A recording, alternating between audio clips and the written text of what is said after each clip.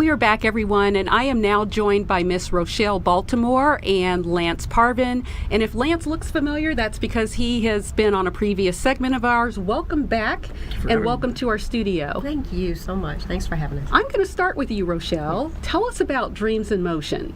Well, Dream in Motion is a nonprofit where we mentor, teach, and train kids in entrepreneurship and community outreach. And with that, we also specialize with ages 5 to 15. They seem to be one of the underserved and misguided, so we actually start a little sooner. So we help cultivate them in what they like to do at an early age, and a lot of them already have their LLCs. Explain that cultivation process. When you say you're cultivating them, what does that look like? In other words, we allow the child to be the leader. Typically cultivating them into who they want to be by listening to who they tell us who they are. So when a child walks in and says, you know, I like to do this or play with Barbies, but I really like to dress them and I really like to do makeup on them, they're showing you a path that they like to dip into, as we call it. And you cultivate it. So what else do you see them wearing? What else do you see them doing? How would you like their makeup? And you allow them to tell the story. See, it's all about their story. We have to listen to their stories. And you help cultivate that and build that into a real life situation that they can see. And how does that evolve into the LLC? What happens also with some of the parents, obviously you have to be 18 to have one. So our parents are also very instrumental with our kids, because it's not a situation where you can leave and come work with us and then go back home and it's totally different. So the household works together with the parents as well. I actually had a few LLCs come out of the parents as well, which is good. But they do a lot of different projects. Everything we do is project-based. So they do a lot of projects also at home. So the parents are involved. And once we find out that the child likes and really wants to go into that particular industry, then we really talk about them getting the LLC. And then that's when we go into getting the business and they start working it as a business. Tell our viewers a little bit about your background and why you're so passionate about what you do. I was a professional dancer. I was a dancer, actress, model, all of that. I came from the arts, as they want to speak. And during that time, I also worked with a lot of foster kids. I taught, free with kids. Always loved working with kids. I also taught kindergarten and first graders. I also taught the alternative school of our, they call it 3 Strikes You're Out. Well, they came to me before there were 3 strikes and ended up working with the Dallas school system and brought our success rate up to 95% with working with that based on a lot of things that we do now with the young ones. Wonderful. So my whole life had been cultivated to that, and then my background also is engineering and finance. So, and I've had several struggling businesses, failed businesses, and businesses. So I am in that corridor of having business knowledge because I've done it, still in it, still do it. Now, how did you meet Mr. Lance here?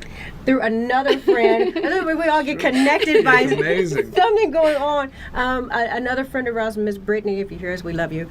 And it's been a couple of years now since we've been together, and our connection, we always felt something was going to happen. We didn't know what, but we just let faith in God just lead you. And I don't know, we've been together more. More recently. Now. We started doing workshops for the kids. We were using a lot of the movement workshops for the kids, bringing out their creativity. And that's one of the things that we wanted to do. We didn't want to say, okay, everyone has to move this way. Right. So the children would actually help in construction of the workshop, which is great. All of their minds help to kind of build it out. It's an interesting thing. Are you fascinated with some of the things that they come up with or some of their own creativity? Yes. I learn from them all the time. All the time. They're much better teachers. They are much better than we are. Yes, I want to hear about your project for the homeless. Can you talk about that, Lance? Sure. And it's funny because I was at City Hall for a meeting with Cherie, and so it was a tiny house summit. I'm like, why am I here? And then it got put on my spirit, take notes. And so afterwards, I just signed up for something. They started contacting me. We want to build a community for the homeless. And God started making stuff fall into place, and I immediately thought of Rochelle because one of the children designed tiny homes. Yes. That's inconceivable to me. I know. Oh, it surprised a lot of the people from the summit. Yes. So within a few weeks of the summit, we had land donated from ministry. We had the builder. Yes. And now it's moving forward with, I mean, can we talk about who else is Yes, involved? yes. Mr. Arnold Stalk is Okay. involved with working with us. And the young entrepreneur is Alexander Domingo. Hello, Alex. Wow. And he started drafting Revit and AutoCAD when he was 10. And so he drafted all the tiny houses, the whole community part and everything, and worked with a few of the other kid entrepreneurs and drawing out the whole models. And so we're using his blueprints as we go forward. So this is on a fast track. Yes. Very. And who are you going to be servicing with this housing? Well, I'm glad you asked. Yes. The Homeless Living Initiative has a very, it seems like a very basic principle. It's transitional housing, helping people to kind of get back on their feet, but it's more than just a community. We want it to be where there's education and support services offered there, so it's a self-sustaining community. Because too often what we've seen, and I'm sure most places have seen, is that you have housing, and then there's no services to go along with that, or they're outside of that, and there's no kind of accountability. So we have ministry that's actually going to go in there weekly. We have educational services, resume building. There's a few different places we reached out to, so we're not sure. I know from the housing summit, there is actually, we want to make sure that the people that are getting the housing, because it's transitional. Yes. And so 6-month checkups to make sure that they're on the right track. We actually have support services that are doing this. One of the basic things was to go through a program so it shows incentive. A lot of times with fear with housing someone is where are they at in their life? And so Right. the people that are qualifying for this, and this is just for single occupancy homes, they're about 144 square foot homes. Yes. So on the property, and this is less than a half an acre that we're using. So it's about 7 homes and a community center Yes. on less than a half an acre. And then people say, wait, what? So if you start to now use a larger part of land, you could replicate, which we want people to do, replicate the same design. And you can not just offer this for the homeless, but other problems.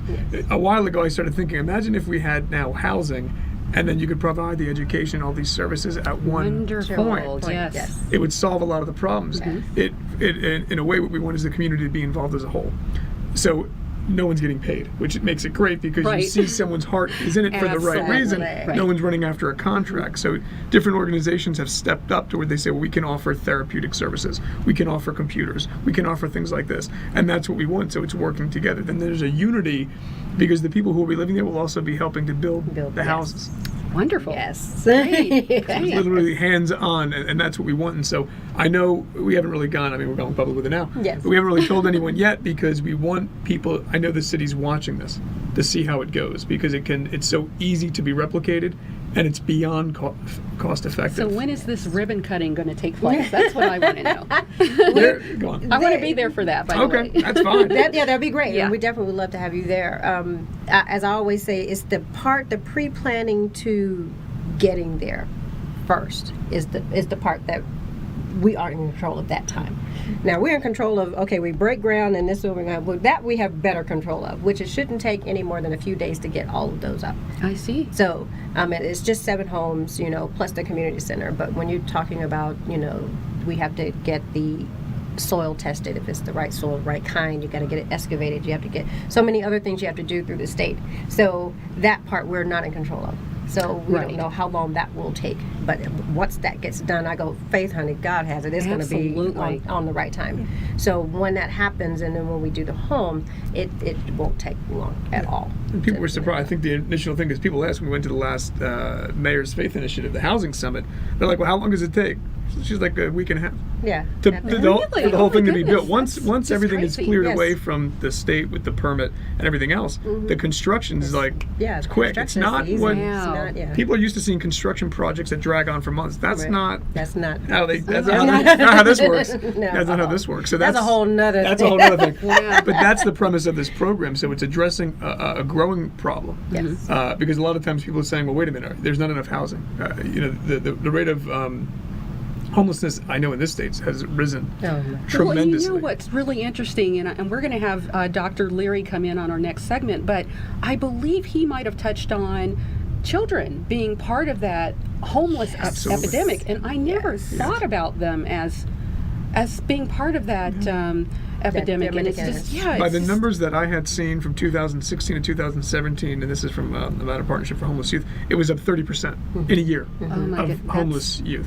very troubling. Yeah. Very. Yeah. And they go to school. A lot of them, the kids, they go to school with them. You don't know, but because some of them do go to school, but then they have nowhere much to go And afterwards. this gets into the feeding aspect of the program too. We want literally a self-sustaining community. Yes. So there's a few things that we want to talk about with micro gardens and things like this. We've also Oh, nice. made Yes. people aware Love that. of, with restaurants, of Good Samaritan clauses where restaurants can donate food. This is a misconception that these places cannot give it. The logistics of actually getting the food so that it can be repurposed is really the only problem. That's one of the things that some organizations will do. They'll hold on to the food and then other places will repurpose it. I So meaning see. you could wipe out the hunger issue tomorrow. Yes. Oh, wow. Yes. Good luck to you on this. I definitely keep me apprised of it. I would love to be there. Sounds like this is going to be happening real soon. So we definitely want to have you back on the show to talk about it. Oh, fantastic. Thank you so much for your time. Thank you. You're welcome.